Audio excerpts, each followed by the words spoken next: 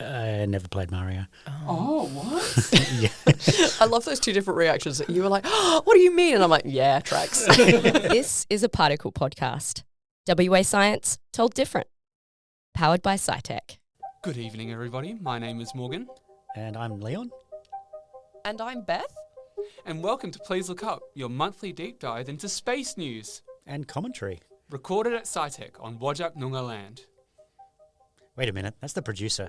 That's producer Morgan. Get out of here, Morgan. What's going on? Leon, it's April. Oh, and Morgan is the April Fool. Yeah, always. I mean, maybe the perpetual fool, but he's laughing, so this is all okay. But yeah, welcome everyone to April. It's that time of year already. Oh my goodness. The time, it keeps going and going and going and getting past me. So I think we might just launch straight into it. Tell me, Beth, what's up this month? It's so exciting to hear you say that. It's Yeah. all topsy-turvy, but it's quite fun. So, we're watching the sunset, as we like As to we do. always do. In the west, as it always is. If you're watching the sun setting in the east, something has gone horribly wrong. You're having a very bad day. So, sun setting in the west, and we are actually going to turn left.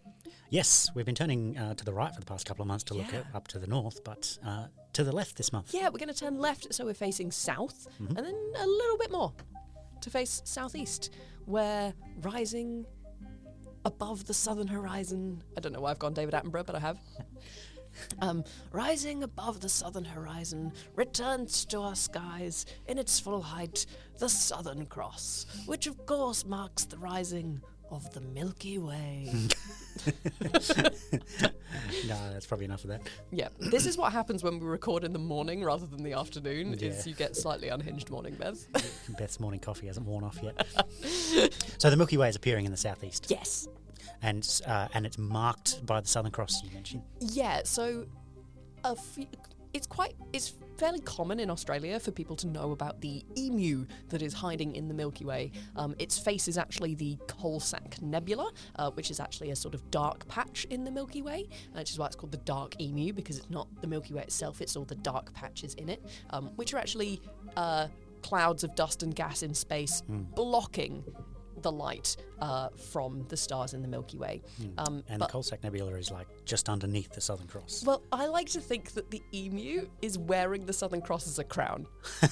Okay. Yep. Yeah. So That's the actually- pointer stars are its neck, Yep. and then his little crown is the Southern Cross on its head. There we go. That's a pretty good idea, actually, because it's kind of hard. It's not until you have seen the emu that you realise just how large it is. And Yeah. you go and look at the Southern Cross, and you're like, that gives you a perspective that if that is essentially the size of the head of the emu. Yeah, yeah, That's really cool. yeah. And so that's appearing up in the southeast. Yeah, in the southeast, so we're still not that far above the horizon. Like, we have been able to see the Southern Cross fairly consistently, but not very well, because it's been very, very low on the horizon. Yeah. So, you know, if there's lots of tall trees around you, you probably won't have been able to see the Southern Cross for a few months. But we're getting to that time of year where the Southern Cross becomes our sort of dominant feature in the night sky. And yeah, with it comes the emu. Comes the emu. And the Milky Way. Yep. Now, it's worth mentioning that this is very much a dark sky pattern to look for. Yeah, if you are in central Perth, you'll be able to see the Southern Cross, so you'll know that you're looking at the Milky Way, but you won't be able to see it. No. However, perfect timing, because, of course, April brings with it Easter, and Yes. I'm sure a lot of people might be planning on getting out of town for a bit. Oh, especially with that, like, whole you can take 3 days leave to get 10 days off thing that's happening this year with the lineup of... I haven't put my form in. Oh, no! Oh, I might be too late for that one. Leon, get the leave request in. Yeah. Quick, go! But yes, if you are getting out of town for Easter, or going camping or whatever, yeah, make sure you get a chance to look at the Milky Way and the emu from a dark sky, because once you see it, you can't unsee it. Yeah, also this time of year is quite nice because it's often, even though the Milky Way is still fairly low in the sky, we're less likely to have cloud cover still at this time of year. Whereas like when you get into peak Milky Way season, which is sort of going into May, June, we're more likely to have rain and clouds. Yes, that's right. So when we say the Milky Way is quite low in the sky, we're talking about in the evening, 9 p.m. Oh, yeah, things like if that. you stay up If you stay late, till 2 in the morning, yeah. you'll see the whole thing stretching across the sky. Yeah. Which is going to be awesome. Yeah. So I'm saying that the Southern Cross is rising and becoming the more dominant feature in our night sky, and that's partly because our previous dominant feature for the past few months is sort of setting. Yes, that's right. So for the past few months, we've been telling you to go outside, face west, and then turn to the right. Yes. And looking to the north and see Orion and friends up in the Orion northwestern and Taurus, sky. Canis Major, Canis Minor. Yeah. So yeah, you're right. They're still there, but now's their last, good month to get a good look at Orion. Yeah, the Pleiades in Taurus are already super low on the horizon just after sunset. So, yeah, Taurus is already sort of fading. Yeah. But yeah, Orion, it's your last sort of month to spot. Yeah. And to clarify that, so if you've started out, as we've always suggested, facing the west and listen to what Beth has just said, we've turned to the left and looked to the Southern Cross. Yep, so we're looking southeast. Yep. And then we turn back and face back to the west, to Yep. the right, and then we just keep turning to the right, and now we're facing northwest. Unless you want to just keep turning left until you're all the way back at the northeast, but that might. Yeah. But yeah, so you can still see Mars and Jupiter up there as well. Yes. They are in and nearby. So Jupiter is in Taurus, so it's sort of to the lower left of Orion, and Mars is actually moving quite far across the sky this month. It kind of hangs where it is in the sky, but the background stars are moving out of its way. Yes. Yeah. And so Mars will be there in the northwest as well. Yeah. One of the things that I like to think about with Jupiter is it's between Taurus's horns, Yes. but also the way that it sort of looks. I always think that Taurus looks a little bit like a crocodile. Oh, yeah. So Antares is still one of the eyes, but those big two. But the two big prongs are the mouth instead. Instead of the horns. So the crocodile that is Taurus is eating Jupiter at the moment. There you go. I think you've probably invented a more realistic Australian interpretation of that pattern of stars. So yeah. So Jupiter and Mars looking pretty good. Uranus again, right low on the horizon. So It's there, but there's better times of year later on to have a look at Uranus. The planetary parade is over. It's over. They have gone home. They have gone to bed. Do you know where you can see half a parade though? Half a parade? Yeah. So a para? yeah. Where can I see the para? The para is it's in the morning now. Oh no, not the morning, Leon. So, That's yeah. my least favourite time. If you're one of those monsters who's a morning person, you can actually still catch the remainder of the planets. But yes, they are in the east. So you either stay up all night or you get up really, really early. Okay, so watching for the sun rise this time rather than the sunset. So Yes. facing the direction you would at sunrise. Yes, and if you're out before sunrise this month, you can see Mercury, Venus, and Saturn all there. So what happened is during the parade of planets the last couple of months, they were in the western sky at night, and then they went behind the sun, or Mercury in front of it. Well, in fact, Venus and Mercury went in front of it, and Saturn went behind it. Yeah. Point is, they've come out on the other side Right. due to their motion and Earth's motion, and because they're on the other side of the sun, we have to wait until the sun is on the other side of the sky to see them, which is why we're now looking at them in the morning. Right. And you can also technically see Neptune there as well. If you have a telescope. Yeah. Yes, that's right. A really good day to go out would be the 25th or the 26th of April before sunrise, because the moon will be there as well. Oh. So you'll be able to see 4 planets and the moon all within like a handspan of each other. Oh, that's awesome. Which is pretty cool. Is it a big moon that will make it harder to see the planets? No, it'll in fact be just the barest little fingernail of a moon. Perfect. So yeah, it's actually a pretty good time to go and see it. So yeah, about 5:30 in the morning would be a good time to go out. Amazing. I mean, not amazing at all, because there is absolutely no way that I'll be there at 5:30 in the morning. So if you guys can all go out and take some really good pictures so that I can see it when I wake up at a reasonable human time, that would be great. Yep. So I think that talking about these morning planets leads us in quite nicely to our next in our series of Star Stories. Star Stories, yes. I'm a star! A great big shining star! Beth, I don't Hello. know much about Saturn. Wouldn't it be convenient if someone who is an expert in this sort of mythology were to tell me a little bit about Saturn, because I don't know much about it. Wouldn't it just? Well, Leon. I had a little bit of a look about Saturn. So Saturn's quite fun. And by fun, I mean fun in the Greek myth sense, which means full of horrible things. So Saturn's a little bit of a weird one. He is the god of time, Yes. wealth, agriculture, the capital, and liberation.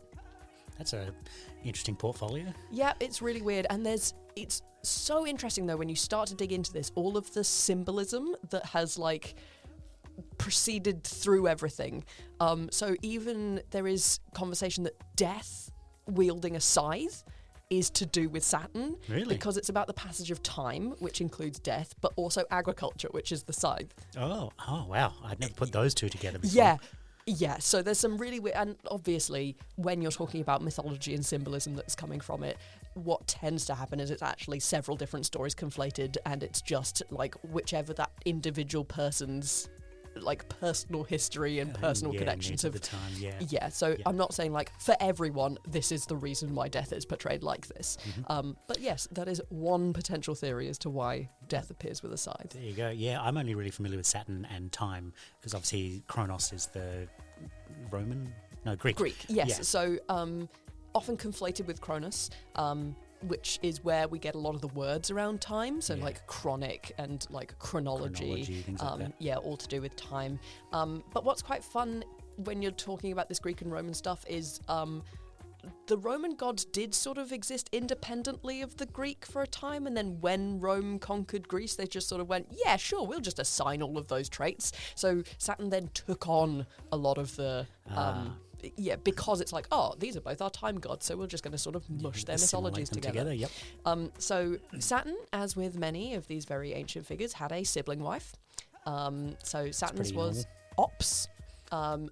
Yeah, probably more familiar is the Greek term in this case, which is Rhea. Ah, yes. Rhea is actually a moon of Saturn. Yes, so we'll get to the moon. Oh, don't worry, Leon. We will get to the moons.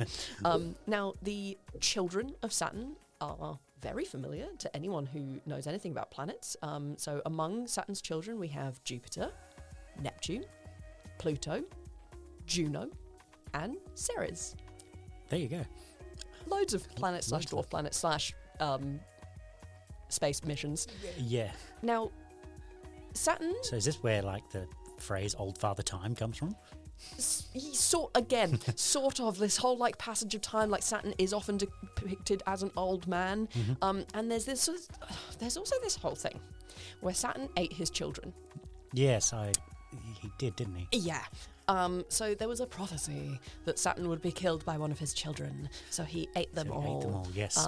But then there's also this like conflation where it's like, but that's time devouring his children because it's like children get old and they're not always children. It's a metaphor. Oh, metaphorical. I'm sure you've seen the picture though. Have you seen Saturn, the Goya Saturn devouring his son? Yes. If anyone listening has not Googled Saturn devouring his son, it's a good way to give yourself nightmares.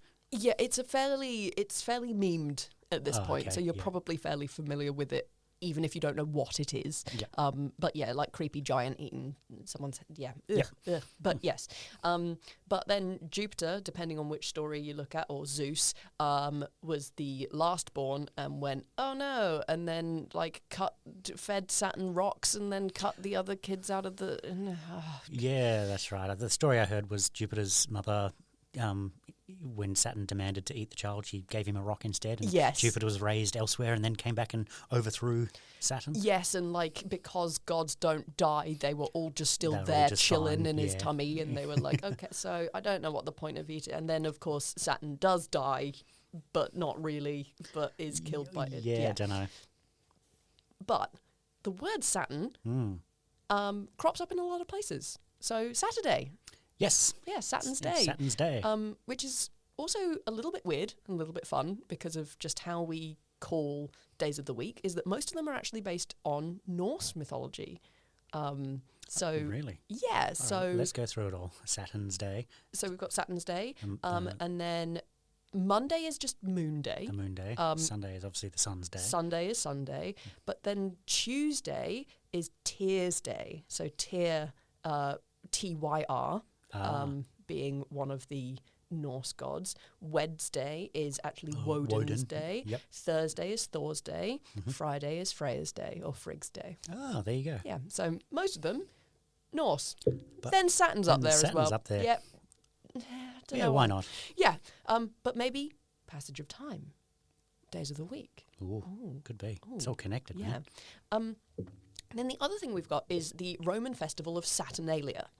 Now, Saturnalia took place in Rome between the 17th and 23rd of December. Now, that sounds like a solstice festival. It is a solstice festival, sort of a harvest festival. Again, passage of time, of course. Saturn was going to be associated with some sort of passage of time festival.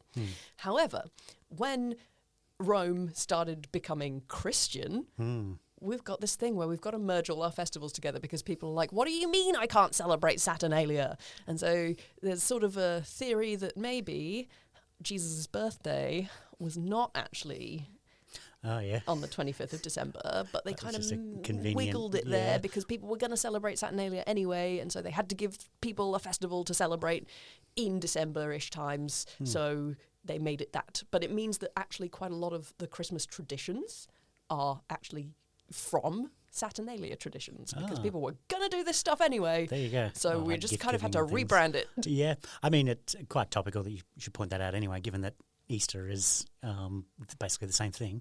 Yes. Was it the Festival of Ishtar or something? There's so many. There's so many because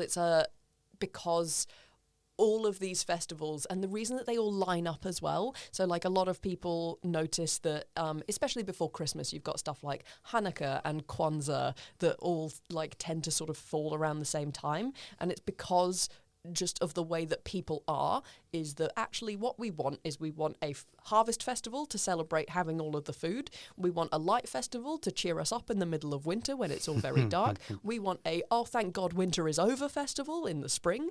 Let's all be happy, and there's lots of babies everywhere, so let's be happy about those. And longest day.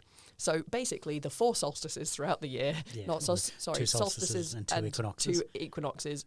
So many cultures have solstice and equinox festivals, and they have all merged and borrowed from each other because in a way, you know, your trade partner, maybe your historical trade partner, has a party at the same time. So they're selling you spices that are traditionally used in their festival. So it's like, okay, so we're going to incorporate some of those. And then you end up with situations like, what's a Yule log? And I was like, actually that's the festival of Yule, which is a Scandinavian thing, and it's collided with this Christian festival. So now that we've got both, we have Jesus and a log. There you go. And as a result, it's unsurprising that many of the deities, not just across what we tend to focus on of Greek and Roman religion, but many deities appear throughout all of these stories interwoven. Yeah, because they're all associated with those different times of year. Yeah. And obviously a lot of, because just historically like population is greater in the global north, most of those festivals line up with global northern seasons. So yeah, there's, I'm sure, lots of different festivals associated with, and I mean, even if you look at the Aboriginal calendar, like most of that and most of the naming around the Noongar calendar in particular is about different activities at different times of year. Yeah. So yeah, the seasons are all based in practicality. So like the harvest festival is to celebrate the end of the harvest. It's Halloween, but that's always been like a harvest festival in the northern hemisphere because that's when you harvest things, whereas obviously in a culture where October time isn't the harvest time, then you're not going to have a harvest festival represented in their culture and mythologies. Yeah. So Saturnalia, Christmas, bringing us back. Yep. There's too many moons, Leon. Too many moons. It's too many moons. Yeah. Also, I found a really fun phrase that I very much enjoyed in my research. Innumerable additional moonlets. Innumerable additional moonlets. Yeah. So from the astronomical side of things, the reason Saturn is in the news lately is because it has just acquired another 128 moons. Which is more moons than any other planet even has. So what nerve Saturn's got? It now has, 274 known moons. And so, that was interesting just because, for a while there was a bit of a race between Jupiter and Saturn of like who had the most moons. Well, and also my brain always goes, well, Jupiter must have the most moons because it's the biggest. Gravitationally it's bound to. Nope. Yeah.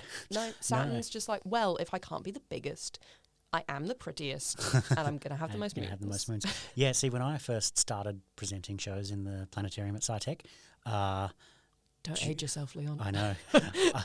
I think it was Jupiter had 60 moons and Saturn had 50 52 or 54 or something like that. Yeah. Known moons. Yes. And then, in the past, several years, those numbers have gone up. And now Jupiter, we know of 96 moons. And then, Saturn was sitting at 136 for a while, and now it's up to 274. And that's mostly because of research from actually a reasonably small group of people who just consistently have been studying the outer gas planets over the past sort of 10, 15, 20 years. And, they have collected this data. They actually discovered these objects in 2023, but the reason it was in the news is that the IAU, the International Astronomical Union, has taken the time to study and consolidate their research and confirmed, actually that's a good scientific study. These moons are all real. Yeah, I think it's a thing in general in science. Science done once is great, but science done 3 times with the same results is a fact. Like that's kind of like you need that 5 sigma significance. Yeah. And it was really interesting the way they did it, is because these newly discovered moons, are of order like a couple of kilometres across. Yes. And keep in mind, Saturn is 1 billion kilometres away. So you're looking at, it's more than 1 billion. So you're looking at these, the aspect ratio is 1 in 1 billion. Yeah, these you're looking for a things. single pixel. Yes. If it's not smaller. Yes, that's right. So the way they do it is you don't just take one image. It's not going to show up, not enough light. But they take many images over a period of time, and then sort of, if the moon is moving through those images, then in each picture it'll be in a different pixel and you won't get anything. But what you do is you then digitally shift the actual images. And if the moon is there, and once you've shifted the images, it'll be in the same pixel in every image then, and then you stack them all on top of each other, and that's how you pick the signal out of the noise. It's called the shift and stack technique. Okay. And they found 128 of these little moonies. The one thing that's interesting, they are not moonlets. No. We'll moonlets are something different. Well, yeah. The one other thing is interesting is that a lot of these moons these newly discovered moons have similar orbits. Like they sort of fall into several families, which suggests they used to actually be one bigger object, which was then broken apart. Yep. Yeah, so it gives you clues to the violent history of the solar system. But yes, I think you said there's too many moons. There are too many moons and innumerable additional moonlets. Yeah, and this has really kicked out the question of what is a moon. And no. This comes back to the whole what is a planet, because it's the case with anything in astronomy is the smaller they are, the more of them there are. Yes. At some stage, these kilometre-sized objects, people are happy to call moons, but then all of the suppose a few bits of material in Saturn's rings start to stick together, and instead of being kilometre-sized, it's maybe 20, 30, 50 metres across. That's where they start saying, oh, well, it's not a moon, it's a little baby moon, it's a moonlet. Right. Then, or are you just a big chunk of rock in a ring? Yeah, Like, exactly. yeah. What is it? We don't really have a good answer of what is a moon, apart from you know it when you see it. But of course, once you get down to the granularity of Saturn, where you have literally trillions of specks of dust. Yeah. Is every single thing that goes around a planet a moon? In which case, basically, are satellites moons, as in man-made satellites? Well, I think it's the other way around. Moons are satellites; they're just natural. Yeah. but is every natural satellite a moon? Yeah, that's it. But we haven't really learned what a moon is. We just learned a word. Yes. At the moment. Well, and then there's moons. Yeah, moons. A moon can have a moon that goes around it. Yep. I don't think we know of any just yet, but there's nothing that says you can't have that. Yep. We also know of many asteroids that have moons as well. So the one so a we moon spoke doesn't even have to be a thing that goes around a planet. Yeah, that's right. Oh my actually. God. Yeah. In fact, we spoke about one last month with the DART, the asteroid collision test. It smashed into a moon of an asteroid. Yeah. But that's the news. Saturn has more moons now. Now, I have a bone to pick Yeah. with the International Astronomical Union Okay. about Saturn's moons. So, only 63 of Saturn's 274 moons have names. So, we're back at names because it's me. So, those names are some of the big famous ones are Titan, Rhea, and Janus. Janus is Saturn's brother. So originally, they were going to name them after Titans, Titanesses, and Giants, who are all somehow related to the mythological figure of Saturn. Yeah. They ran out Yes. in the 20th century, so started naming them after Inuit and Gallic gods and Norse ice giants. And then my interpretation of this is the IAU then got bored and gave up, and they decided that they weren't going to name any of Saturn's moons under 3 kilometres in width unless they were scientifically important. Oh, under 3Ks, right. Yeah, and I think that is You're not standing for it. No, I'm not standing for it. Things deserve names. So I proposed that we start to name Saturn's moons after the New York Giants, members of the American football team. Think about this. Having a moon called Ulimunor. Ulimunor.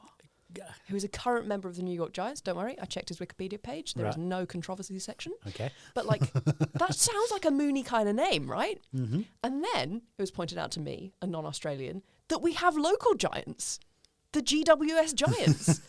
And so I had a look at the AFL team, the Greater Western Sydney Giants. Also, they have a female AFL team who are also called the Giants, and one of their players is called Zrijka. Is that not just an awesome moon name? Yeah, I guess so. Zrijka? Like, that sounds spacey. And she is also the first Muslim Lebanese descent woman in the AFL. I think she'd be a great person to name a moon after. And also, there are so many Giants players in history. I'm sure we can find 274 moon names. You know what? That's not a bad suggestion. Mm-hmm. Yep. Let's start a petition. Yep. Let's get it going. Come on, IAU. Don't give up. Name all those little moons. I think the naming convention is that whoever discovers it gets to propose the name, and then the IAU will then vote on whether to accept that name or not. So you can write to the people who discovered these moons. I genuinely might. Yep. Good luck with that. I believe there is a somewhere in there that says they have to be named after mythical deities or not temporary human things like that. There are asteroids and things that are named after people. Yeah, but I mean, you can't say that the GWS Giants are temporary. Come on.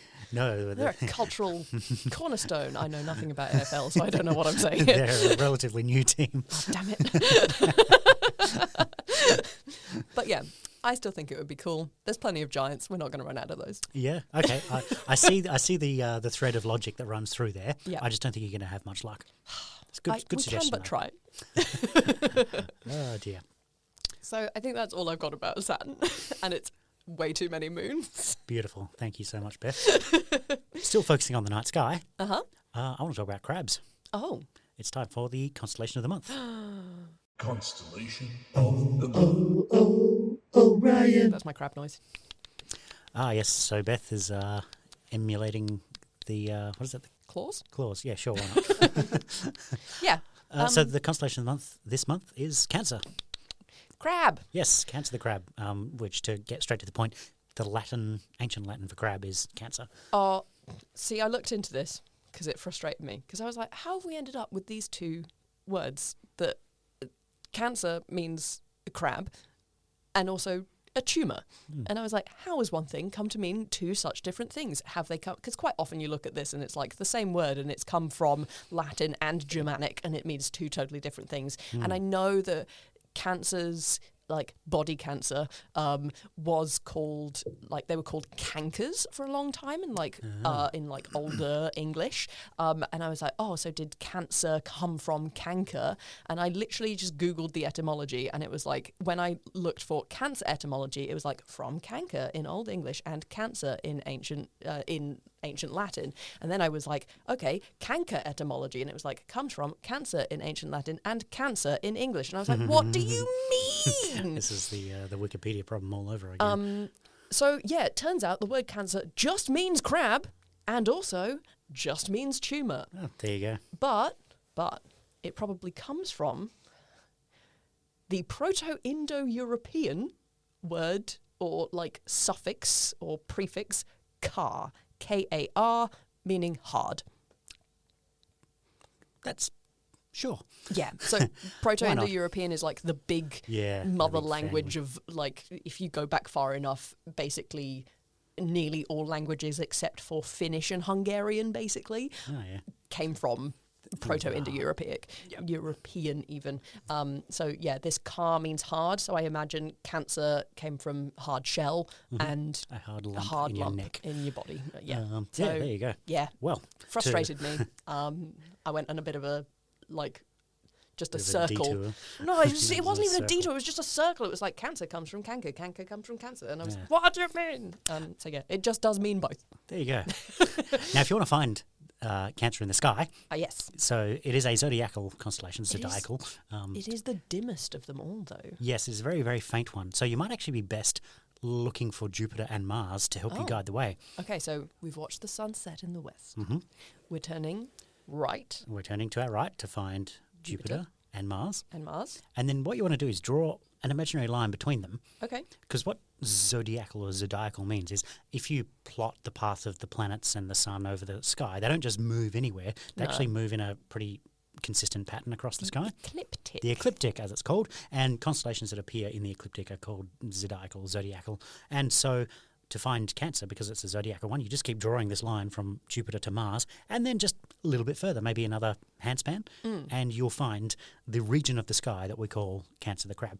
Yeah, However, so you said... it also means that if you're familiar with the other zodiacal yeah, don't know. constellations, if you found Taurus, Yes. then you go on to Gemini, Yep. and then next along is Cancer. Yes, that's right. Yeah, if you prefer to do it that way. Yeah. For sure. Now, it is a very, very faint constellation, as you say.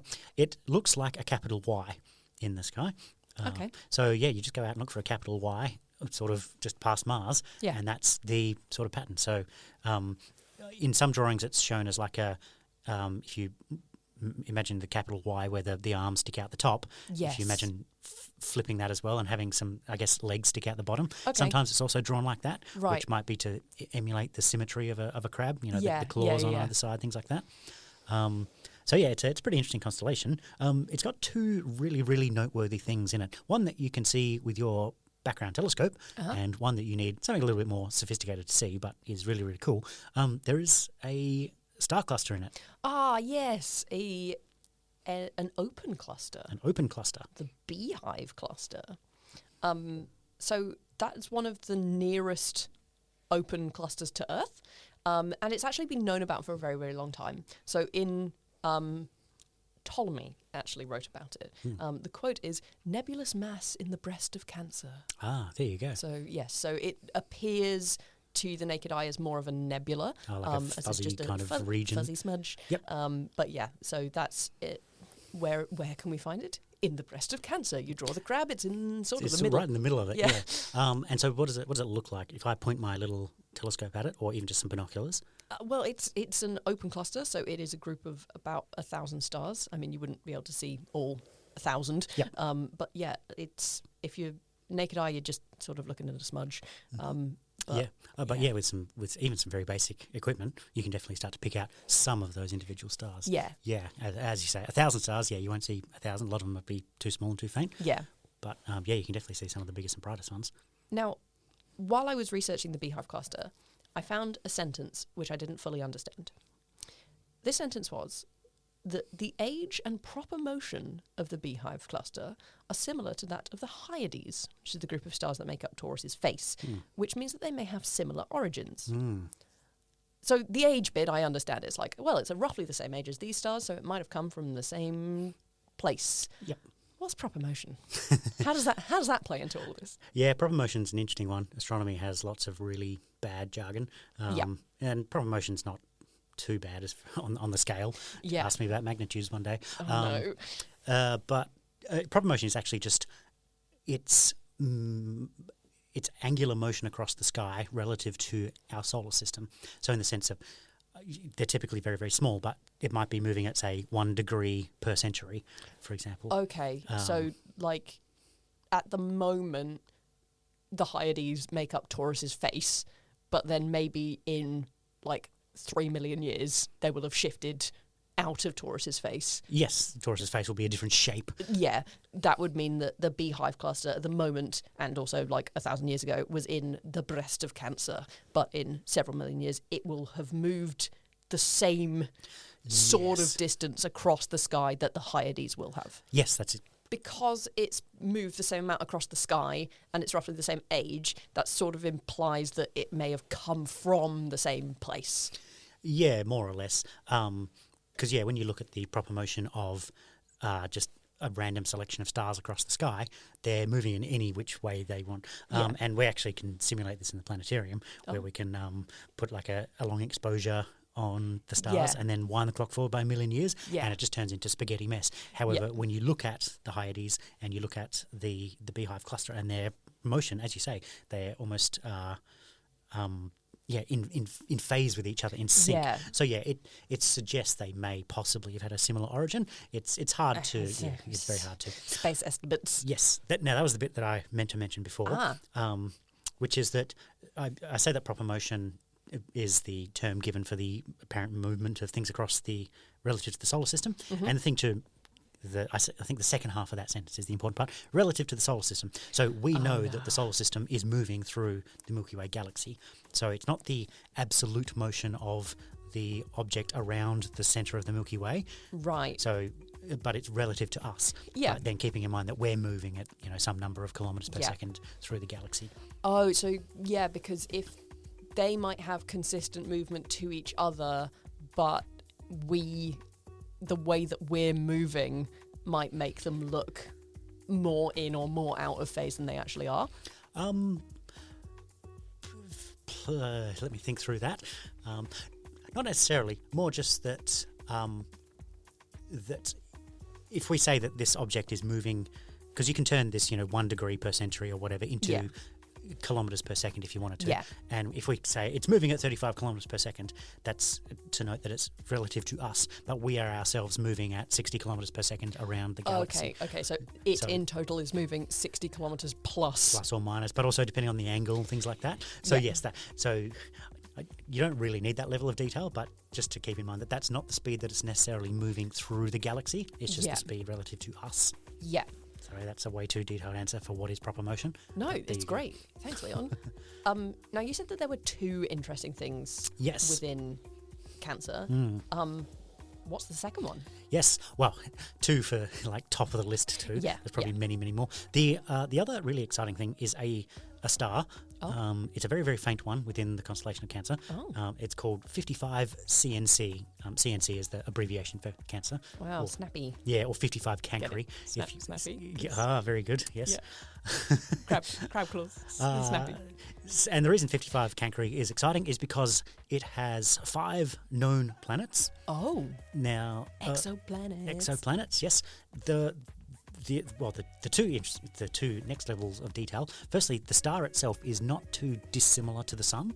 So it's a bit smaller and a bit cooler. Okay. But it's still sun-like-ish.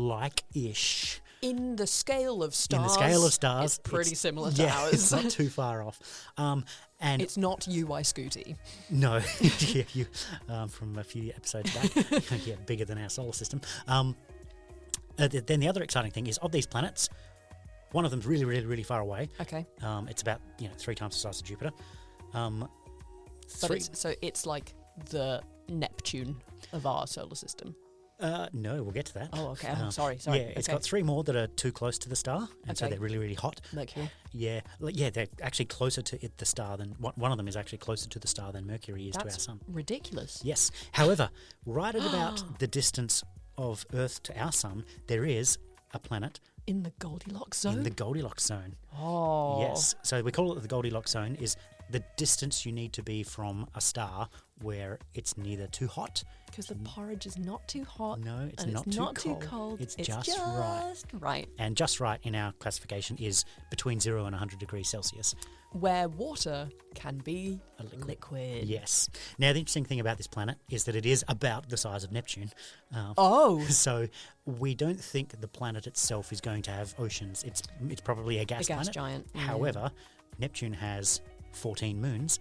A couple of them are pretty big. So there's no shortage of speculation that this potential Neptune-sized planet around 55 CNC may have moons. A livable moon. Yeah, might have ambient temperature moons. And that's really exciting. That is exciting. Now, we don't have any evidence of that yet, but you just look at our solar system. About. Yeah, it's fun to think about, and that's exactly what you just theoretical science is just imagination plus maths. Yeah.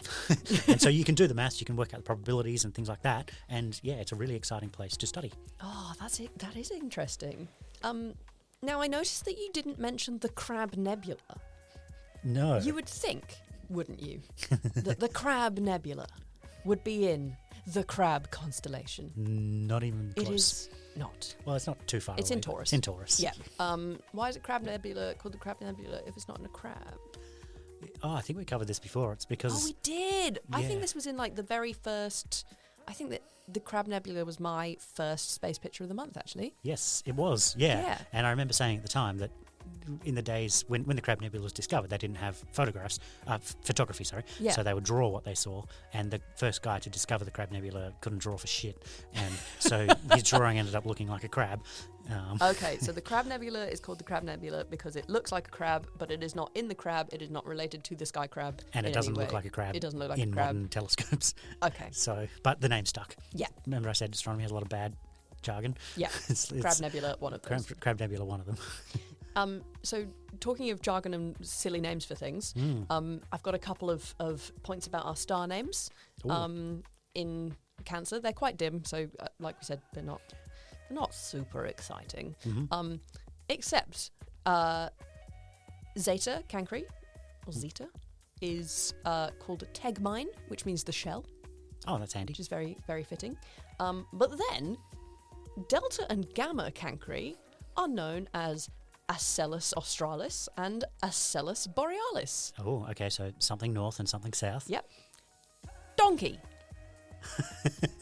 Okay, the northern donkey and the southern donkey. Yep. Oh, there you go. What language is that from? Well, as in, obviously that's Latin. I mean, there's Latin, yeah. But yeah, well, sorry, I guess what culture? Genuinely, no idea. It's a little bit weird as well, because if you go to Babylonian, Delta Cancri, this is sort of slightly... It maybe has the record for the longest star name, because in, apparently, Babylonian... I've written this out phonetically, so we'll see how it goes. I don't speak Babylonian, so I'm sorry if I murder this. Delta Cancri is also known as Arkashanangarushashutu. Wow, that's quite a name. Which means the southeastern star in the crab. Nothing to do with the donkey at all. So I don't know where the donkeys have come from. Wow, that's really interesting. Okay. I don't know where these Latin donkeys are from, Leon.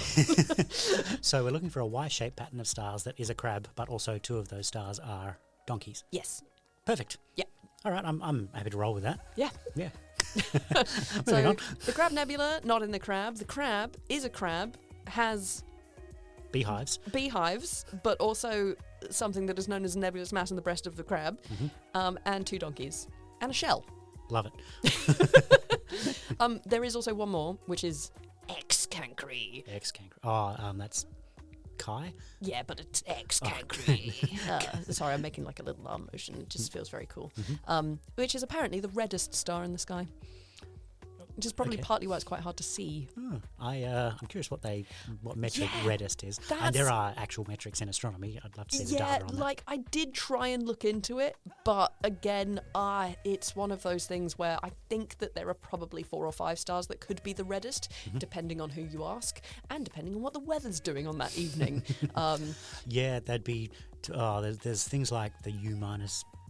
B number, and I think those are depending on how much, because you don't just get perfect uniform color from a star, like all the colors of the rainbow. Sometimes you get more red and more blue, and then you can quantify that with well, it's like saying the biggest. The B minus V, that's what it's called. Yeah, you could have the biggest by height, length, mass. Like there's so many ways that you can quantify biggest. So like, and that's just not even talking about space, that's just in life in general. Like, what is the biggest? Yeah, so you can find something unique about everything to make it the most of something. Yeah, it's exactly. Like so there's no uninteresting numbers. Yeah, because you list out all the uninteresting ones, and one of them is going to be the smallest, so it's the smallest uninteresting number. That's pretty interesting. That's interesting. But yeah, I just thought that it was a fun point that it is apparently the reddest star in the sky.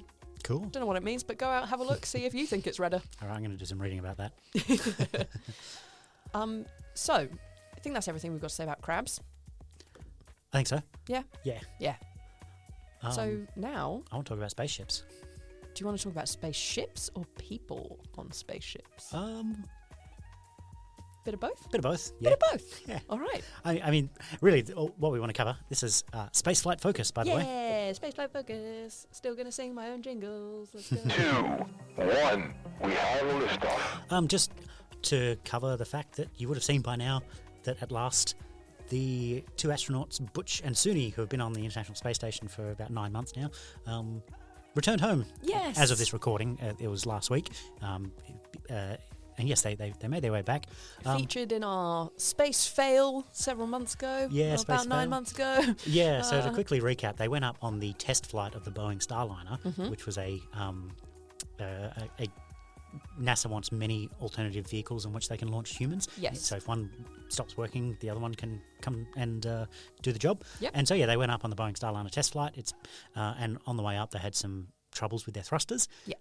And ultimately, NASA didn't want to bring them back in the Starliner. Yes. I would say that mission was a partial success rather than a partial failure because everyone was safe. Yeah.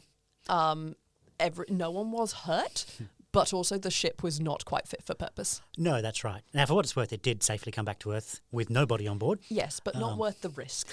No, that's right. NASA has learnt not. Yeah, The hard way. NASA does not do risks with people's lives anymore. No, they outsource it. One level of laundering.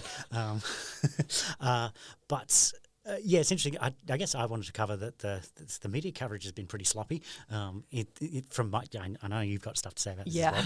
But the thing has always been like stranded on the ISS. And like the ISS has other spacecraft like Soyuz spacecraft on board. I mean, for the event of an emergency. So if they absolutely had to come home, there was options. Yeah. So I think that, there's certain things about the context which are like, this wasn't great. Like the fact that they got sent up and, I mean, anyone, if you were sent on a work trip for 8 days and you came home 9 months later, that is not exactly an ideal situation. But also stuff like their luggage got taken off the flight as well. So it was like, because you're only going to be there for 8 days and it's like, yeah, you know what, I can cope. And then you're there for 9 months. But also it wasn't like they were there completely isolated for 9 months. Like they could have come home if it was needed, but they got roped, like they got allocated to the next mission. Yeah, they got allocated to the next mission. Their stuff got to them because they were like, well, you're going to be there for a while. So now we'll send spacesuits up for you. Personal items and things. Yeah, exactly. So they weren't abandoned with a week's clothing on a spaceship. No, that's right. The space station is pretty well stocked. And so what NASA ended up doing was the next mission, which was going to be a SpaceX launch with 4 astronauts, got reduced to 2. And it was also always intended to be a 7 or 8 month mission. Yes, that's right. Yeah. So that was going to go up in sort of second half of last year. Yeah. And it did, but they took 2 of the astronauts off, who I'm sure are not salty about that at all. And then so the Crew 9 went up, and then it performed its 6-month mission, which Butch and Suni were allocated to. Yes, so they were doing thousands of hours of research while they were up there. They weren't just chilling on the ISS either. And then they came back, and that was all planned. Like once they realised they were going to be up there, NASA made this whole plan. So despite what the 2 morons in the big white building are saying, that was all organised. It wasn't like anyone was incompetent or anything like that. No. Interesting stuff. Yeah. So this talking about the morons kind of brings me to another part that I wanted to talk about, and this is one that I don't think is a segment. I think that occasionally, maybe once every 6 months, Beth gets salty about something. Oh, okay. The media coverage of the astronauts' return has been lovely in many ways. We're all very happy that the astronauts are back. I feel a little bit sorry for the other 2 folks who were on the Crew 9 mission who went up into space, did their job, and whose names I genuinely don't know because they got back to Earth absolutely just fine. They had no problems with their mission. And they have been entirely ignored in the media coverage. But it's Nick Hague and Alexander Gorbunov. Thank you, Leon. Did you know those off the top of your head, though? I used to. Okay, fine. I didn't. Anyway. But yeah, this is what I mean though. Like their names have barely come up in the media coverage, which I don't think is very fair to them because they did a good job and they went to space, which is awesome. But also, like there's been a lot of discussion about the effects of space on one's body as a result of this mission. But it's been specifically because of Suni. So Suni being a woman? A woman, yes, the female astronaut who was on this mission. And so much of the media coverage has been like, look at how skinny she looks now. Look at how old she looks now. And it's like, yeah, babe, because she didn't dye her hair, because she thought she was going to be up there for a week. And now she's been there for 9 months. So her greys have come through. Like, she is, it's so frustrating. Just because, like, you haven't heard any of that about Butch.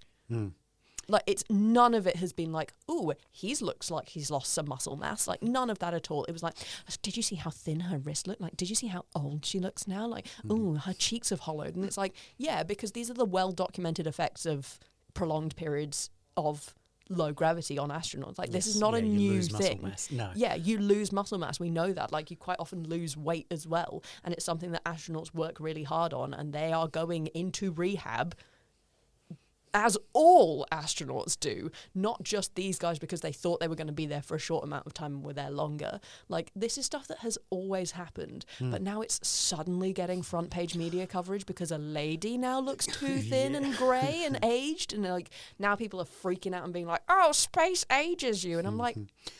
And it distracts from the awesomeness of the work that they did while they were there. Yeah, and like also stuff, and the reason that this links to certain individuals in a White House is that, like, even their commentary, like, Suni is a decorated military veteran, which normally means a lot. Like, she was a naval, I think, captain. Like, I think so, yeah. Yeah, so, you know, she's a... It wasn't a joy flight or It wasn't a joy flight. She is a professional. She is a scientist. She is ex-military. And like, all that's being covered is like, oh, she's quite grey now, isn't she? So it's just like...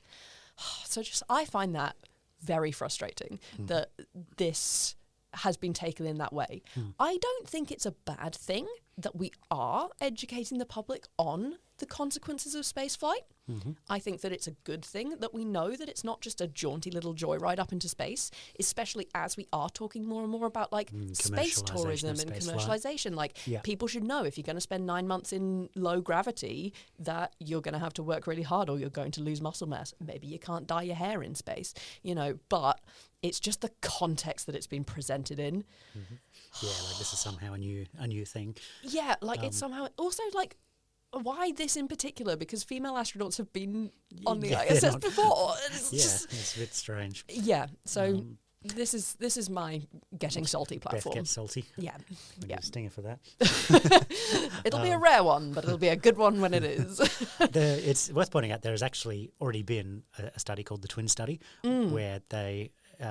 two identical twin astronauts, Scott Kelly and Mark Kelly. Yeah. And Scott Kelly went up to the space station for 12 months, so longer than Butch and Suni. A whole year? A whole year in space. And they studied him and his brother, who was back on Earth, or stayed down on Earth, and they compared the two. And so it was great because they were able to have a benchmark of a dude on Earth and then a year in space and see what effect that had on the human body. Yeah, and also like when you are a NASA astronaut being paid for it, like they can really, really control those situations as well. Like actually feeding them the same food, like giving them the same exercise routine. Like, you know, it was detailed. Yes. And so super controlled study. Like, we know the differences that space has on the human body. But yeah, so I am really, really glad that more people know now about the differences that space can have on the human body. But we did already know that if you don't dye your hair for 9 months, it can show through your greys. So I don't know why this is an important part of the news cycle. Now, it's worth pointing out that Beth has like peach dyed hair with pink streaks. And so it was originally bright pink dyed hair, but has faded because I did not dye it for 6 months. Yeah, and I can see the actual natural colour coming through. Yeah. So there you go. Yeah, I know that's what about happens hair dye. It's just chemistry and biology. Yeah, exactly. Her hair grew and it grew back slightly grey. Whoa. Oh no. Better make it front page news. Oh my God, space ages NASA you. Discovers aging. This does lead me to a question that we got for the burning question or space question of the month. Yes. So in my research of like what happened to the astronauts, one of the things that had come up again was a little bit that we're sort of edging around is the placement of blame upon various organizations and various individuals. And there was a change in organization and individuals in America during this space flight. Mm-hmm. And that got me thinking, how do astronauts vote? Yeah. How do they? I genuinely hadn't really thought about this until it popped up the other day. Yeah, I turned around in the office and I was like, Leon, how do astronauts vote? And we're like, I don't know. Okay, let's find out. And I thought it was going to be really interesting, and it's actually really not. Is it just like they send an email? Basically, yeah. Oh, is that well, it? Okay, so NASA has published information on this because NASA astronauts have voted in space before. There isn't detail about how precisely it was done this time, so this is still like a slightly open question. But in general, the way that astronauts vote, NASA astronauts specifically, so this is American astronauts, they can use absentee ballots or early voting. So most astronauts live in or near Houston, because that's where mission control is, so that's where like most of their training and, Yeah, all of that. The astronaut village. Yeah, so because most of them live there, that's where most of them vote. So that's also quite helpful because then you don't need to deal with like trying to get votes to multiple different, and Americans do caucuses and all that sort of, So mostly it is just like one county that is dealing with astronaut votes as well, which that's handy. Does definitely smooth things. So normally before you take off, you have to fill in a federal postcard application. And this is where it gets a little bit weird in my open-ended at the end, but we'll come back to that. Okay. So you fill in your federal postcard application, and then when you are on the space station, it literally just uses the SCAN network, which is the Space Communications and Navigations Network. Yep. So the astronaut fills out an electronic ballot, which is super, super encrypted. It goes through their tracking and data relay satellite system to a ground antenna in New Mexico. That then gets transferred to Mission Control at the Johnson Space Center in Houston, and then it goes to the county responsible. And so the clerk in the county opens the vote and files it. There you go. Yeah, that's it. Wow. So it's kind of as boring as you'd expect. Yeah, they just vote from space. Yeah. And so the first time that this happened, so Texas specifically passed a law to allow this to happen in 1997.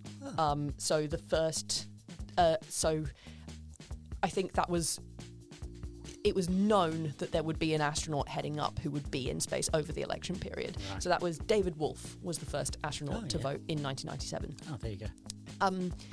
Other countries have done things slightly differently. Not all of them are very open about how they allow this process to happen, which is, of course, absolutely understandable.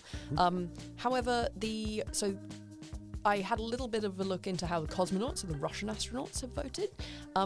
Once, they just straight up radioed who their vote was down to Mission Control, and I guess just hoped that they would submit their votes as expected. And that, and then also Russia had an option for digital voting in one of their elections. I think that may, however, have been the election where Putin won 140% of the votes. Ah, right. So I don't know how reliable the digital voting system was. Most reliable. But, yeah, digital voting system, so it's all encrypted data through satellite relays because the modern world allows that to happen. Yeah, there you go. So, yeah, I'm but... just reminded of, what was his name? The astronaut on Apollo 13 who forgot to do his tax return before he left. Yes. And had to get a special exemption to... Yeah. Because it's like, you didn't file your taxes. I was in space. Yes. I'm sorry. But very important part of my research was a federal postcard application is filled in prior to departure. Yes. I see where this is going. Yes. Suppose you were only planning on being in space for a week. You wouldn't fill in a federal postcard application, would you, Leon? You probably wouldn't. No. So, hypothetically, suppose 2 astronauts launched to space, middle of last year, planning on going there for 8 days, didn't fill in a postal thing, and accidentally ended up staying in there for 9 months. Over the election period? Yeah. I genuinely don't know. Yes. How did Butch and Sunni vote? That's the question. Yeah. So if anyone knows if they were, because I don't know if they just wouldn't be allowed to, because America has different laws from Australia as well. This is always something I forget, because I can't vote here because I'm not a citizen. So here, people have to vote. Yes. So I don't know how, and I did have a look at like how Australian astronauts vote, but it hasn't been necessary to work it out yet. So that probably means it just hasn't been worked out yet. But it also, because Australia has mandatory voting, your voting periods are a lot longer as well. So like you can vote in advance a lot easier. Okay. And I know that in the UK, for me, I can still vote in the UK, but I have a proxy vote. So it's literally my mate who I'm just like, hey, can you please vote for this party? Behalf, yep. And I just tell him, and he is licensed to vote on my behalf, and Right. I've just got to trust that he puts who I want to. But he also wouldn't be my mate if he was going to vote for the people that I really didn't want. So, yeah. You come across as a real Tory supporter. Yeah. No, not even in jest, Leon, please. Other nations haven't had to work this out yet, but also like Butch and Sunny wouldn't have been punished for not voting, so they wouldn't have been fined in the US because it is voluntary. But also, I don't know if they would have wanted to. And all of the research that I found. Like all of the information that NASA has put out about their astronauts, they all talk about how like the next astronaut to vote in space is going to be rather than from a previous election cycle, or it's like the last person who voted in space, and it's all still a bit out of date, probably because they've been busy getting their astronauts back rather than writing pieces about whether or not they voted. I genuinely don't know if they did or not, because they couldn't fill out that federal postcard application. So my question wasn't directly answered because I wanted to know how they voted. Right. But I do now know in general how most astronauts vote. Wow, there you go. So, yeah. I feel we've learned something. I think I have. Speaking of that, it wasn't quite a fail on anyone's behalf, but I would like to talk about a space fail of the month. Space fail of the month, let's go. Yes. Space fail of the month. So last month we covered that there was going to be an attempted moon landing. Yes. By the Firefly Blue Ghost. Ah, yes. And it was a great success. It landed on the moon. Hey. And it did some experiments. This is part of the NASA's Commercial Lunar Payload Services program, CLPS. And great success. It's finished now as a 14-day mission. Okay. And the reason for 14 days is that's how long a day lasts on the moon. Yep. And then the batteries can't survive 14 days of lunar night. So, right. But that was a great success. At the same time, we only very, very briefly mentioned it. Yes. There was a second mission on the CLPS program going up. Athena, as part of a company, on behalf of a company called Intuitive Machines. Yes, so the first one was Odysseus, was it? So, yes. This time last year, February 2024, Yep. Intuitive Machines launched their first attempted moon landing, IM-1 as it was called, and that was nicknamed Odysseus. And it came down to land on the lunar South Pole, and it landed a bit too hard, and it broke its leg, and it fell over, and that was the end of the mission. Bless it. So they tried again this year. Okay. So yes, just to clarify, as I said, we had the Firefly Blue Ghost successful, and then here comes Intuitive Machines for their second attempted landing on the moon. Their first one broke its leg and fell over. This segment is not called Space Success of the Month, No. So... here we go again. Oh no. Poor Intuitive Machines. It broke its leg and fell over. Oh, again. A little bit more complicated than that, but yes, it did not successfully touch down.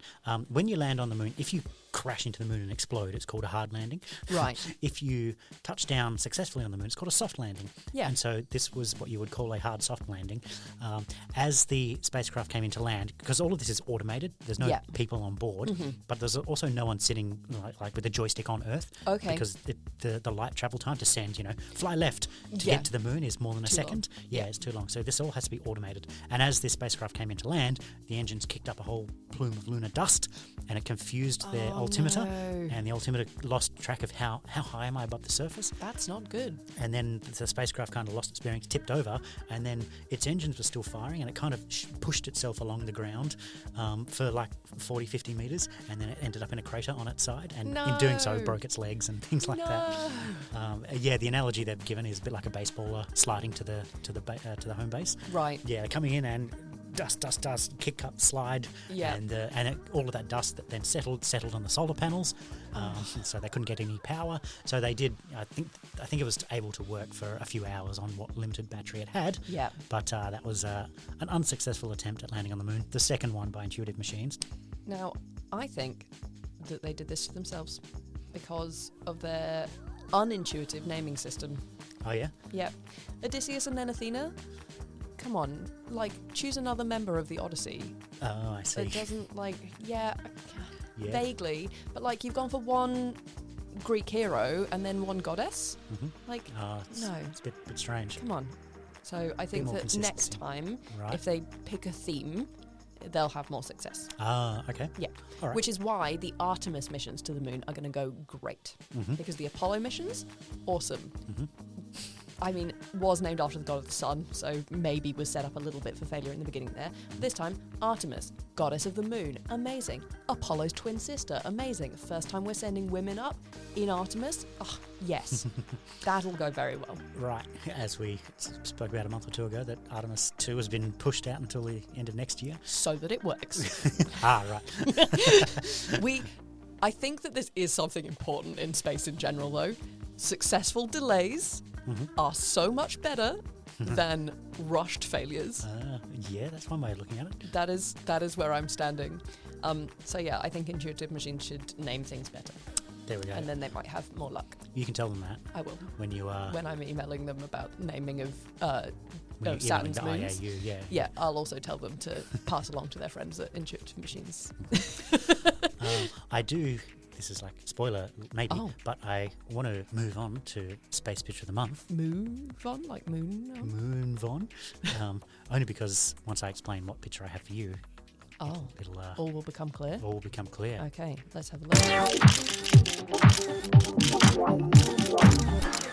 So we haven't done Space Picture of the Month for a while. No. So it's where we send each other pictures and we try and describe it for you, the listener, and...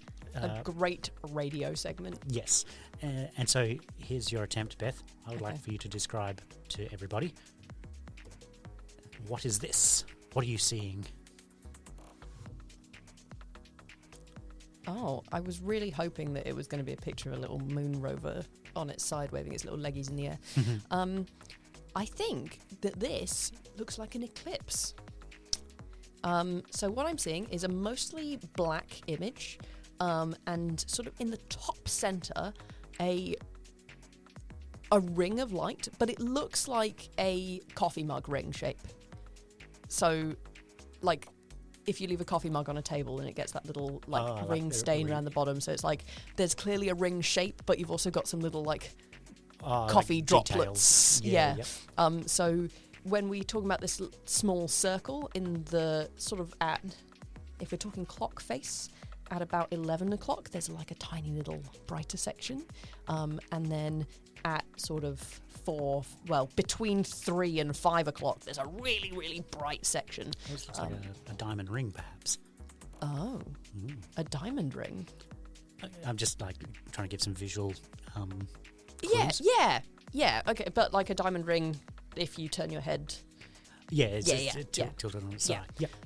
So yeah, and I say it looks like an eclipse because there's this little ring of light, but it's like a very perfect circle with the detail. Yep. Now this does have a caption.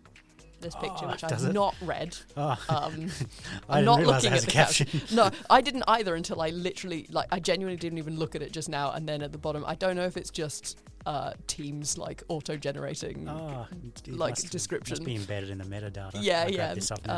So I could read what it is, but I'll let you tell me. Sure. Maybe I'll just read the caption. I didn't realise that. You're right, it's an eclipse. And when I say eclipse, most people's idea of that springs to mind as the moon passing in front of the sun. Yep. And we get the sun peaks around the edge of the moon and we get this diamond ring in the sky. Yeah. This is an eclipse, but it is an eclipse as seen from the moon. So it's a lunar eclipse in a different sense. Yes, it is. An eclipse from lunar, not by lunar. That's right. So yes, this is in fact a lunar eclipse, which happened in early March. And when we see a lunar eclipse on Earth, that's when we get the blood moon. Yes. And as it happened, there was a blood moon eclipse in early March. And as it happens, there was a spacecraft on the moon during that eclipse, and it's looking at it. So that diamond ring and that dark patch is the Earth blocking out the sun on the moon. And that ring we can see is the sunlight scattering through Earth's atmosphere. Oh. And that little bright region, that diamond that I'm trying to suggest, Yes. is just the last little shred of the sun before the totality occurs. Oh, wow. And so this was a picture taken by the successful moon lander, Oh. the Firefly Blue Ghost. Good job, Blue Ghost. Yeah, Look it at you happened go. to be on the moon as the eclipse happens. And so this is an eclipse from the moon. That's awesome. Oh, that's so cool. It's very pretty as well. It is. It's quite. It's one of those like one for the books. Like this is space. Yeah. Space. That's it. Space. Well, I mean, it's like the Cassini. The Cassini ones. Yeah. Saturn, Earth. It's one of those like everyone who's ever existed is in this picture. Oh, it is kind of too, moments. yeah. Every time I look at a picture of Earth from space, that's what I think about. Yeah. Just me over romanticizing space. Well, I have a picture for you. Okay. Okay, this isn't the real picture. This is just me being a little bit silly. This is the Greater Western Sydney AFLW team, isn't it? Maybe. It's a it's a team photo of. They've got the Greater Western Sydney uniform on. Yeah. Okay, it is. And it's the women's team AFLW. The new names of Saturn's moons, maybe? No. Oh right, yes, of course. Here's the actual picture that I want to send you. Ooh, okay. Now, Leon does actually know what this is because I asked him if he knew about it, and it turns out he didn't. But please describe anyway. Or, I mean, just throwing it out there, we had a little bit of producer voice at the very beginning. Oh, does the producer want to try and describe the picture? I can. Hey, Morgan. All right, Morgan, take it away. All right, we've got an image that looks like quite a close-up of what I would call macaroni cheese and blueberries. Oh. I was thinking blueberries too. Yeah, okay, I see that. With the colour of macaroni cheese. It So says like on... instead of macaroni, it's blueberry cheese. Yeah, blueberry cheese, exactly that. I think it's a close-up of a rock, maybe? Yeah. Yeah. Good job. Well done. Thank you. Thanks, Morgan. Thanks, Morgan. It really does look like blueberries thrown on top of cheesy pasta. Yeah, it does. It does now look like blueberry cheese. So this is a relatively new image from NASA. Now I found this because I was just scrolling through NASA's news blog, and they got me. They got me with the clickbait, but it wasn't actually that basic at all because the title of this, who's written by a PhD candidate at Imperial College London, so well done, Alex Jones, you got me. The title was "Shocking Spherules," and I was like, oh, what? Oh, wow. So yeah, this is a rock that is made up of like literally millimeter-sized tiny spheres that all appear to be stuck together. So this image is from Perseverance. It is a fusion process super camera micro imager mosaic. What planet is this on? So this is on Mars. It's on Mars, just to clarify. Yeah, it's on Mars. Perseverance Sorry. is the robot on Mars? Yes. One of them. So this is from the Jezero crater rim. Yeah, it's a rock just made out of hundreds of tiny spheres. And that's weird because that's not what most rocks look like, at least the rocks that I'm familiar with. Yeah, so there's another picture showing this rock in situ. And this rock looks out of place because all of the rocks around it are sort of like quite flat, quite not like smooth, they're like still rocks, weathered. but weathered, but like big slabs. So, you know, they've got like a couple layers in them, but they're all like slabby layers. And they're all quite pale. They almost look sandstony, like sandstony, limestoney kind of colour. And then you've got this this big thing. grey bubbly rock just sat there. And That's so very strange. yeah, so it's not the first time that blueberry cheese has been found on Mars. Okay. So in 2004, exploration, the Mars exploration rover Opportunity saw what they called Martian blueberries. So you were spot on, Morgan. Good job. Yeah. He's raising his own eyebrows at himself. It's like, oh, I did a good job. Yes, you did. But that was at a different location on Mars. So that was at Meridiani Planum. Yeah. It's different. And then Curiosity. This is not the first time that... Yeah, so Curiosity also found some spherules. Right. Perseverance itself has also seen... Oh, it's not the first time even Perseverance has seen them. No, and also not even in Jezero. So the same crater that this was found in, but not in the same place. So in those cases... So the 3 previous cases that we found, these like weird bobbly rocks, it's been thought that the spheres were formed by groundwater circulating through pore spaces, so like washing away and forming around like harder aspects of rock. And then but on Earth, sometimes spherules are formed by molten rock droplets, rapidly cooling after volcanic activity. Or, and I'm quoting Alex here, the condensation of rock vaporized by a meteorite impact. Yeah, And it was found at the edge of a crater. Yeah, I'm just thinking because it looks so out of place on the background. Yeah, so that's what's really different about this time to the other 3 times. Like the other 3 times, it kind of made sense. It wasn't the only thing that was that sort of colour and shape and but this one, it's just like, why is it there? Yeah, it is very strange. And it's interesting because, the fact that Curiosity and Opportunity and Perseverance are in 3 very different places on Mars. Yeah. Like they're almost on opposite sides of the planet because, why not? Yeah. And so, this clearly indicates either a planet-sized process, such as volcanic activity, or something that occurs randomly and therefore could equally occur with equal probability anywhere on the planet. So, Or ancient Martians making their kitchen surfaces out of a really desirable bubbly rock. That too. That's just one of those things that I think of when, will archaeologists thousands of years in the future find like marble from the Middle East in Australian homes on kitchen countertops and be like, how did this get there? How did it form? And it's like, because all of the rest of the kitchen has disappeared and like all that's left is this granite countertop. And it's like, why is this perfectly even, smooth, polished granite slab here, so far away from the major deposits? That's just a thing I think about sometimes. Yeah. Very, very strange future for archaeologists of the future.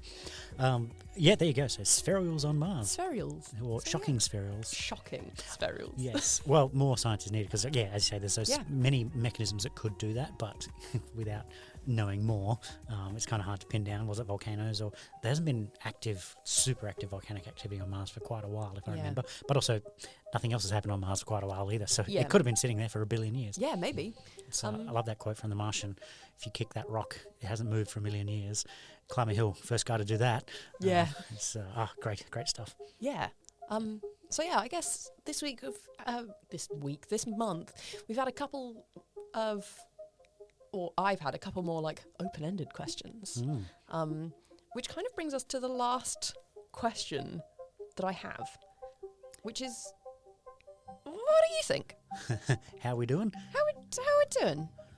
What do you think of the podcast? Do you like it? Yeah, what Beth is trying to do is, if you're listening to this podcast, we'd actually love some feedback.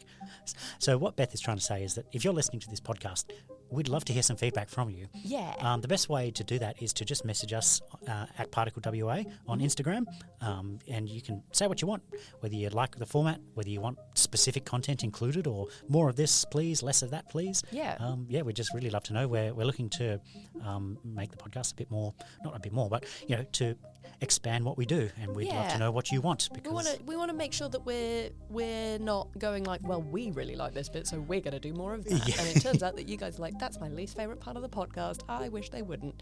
And I mean, I think that the best possible outcome of this is that everyone dislikes all parts of the podcast equally, which means we won't change anything, because it means that we're annoying everyone equally as much, which I think is a measure of success. That's true. Too. If you don't have Instagram, you can also get in touch by email. It's literally just particle@scitech.org.au. There you go. So yeah, either particle.wa on Instagram or particle@scitech.org.au. Yeah, drop us an email. Drop us your thoughts. Slide Just say into hi. our DMs. Yeah, all of that. But I think that is probably enough time for now. I've had a time and a half. Beth, how about you? Yeah, I've had a pretty good time as well. Producer Morgan, have you had a good time? Yeah, it's been around. It's been I've around. had a good time. And thank you so much for listening, everybody. We'll see you next month. What are we going to do next month, Beth? We're going to be looking at the night sky in May. May. Oof, you even raised your eyebrows when you said that. Something exciting might be going on. I was just like, it's so unpredictable that we're going to do May after April. I think I'm done here. Thanks, Leon. Thanks for listening. Bye. Bye. If you want to hear more interesting space news, check out the website particle.scitech.org.au for more information.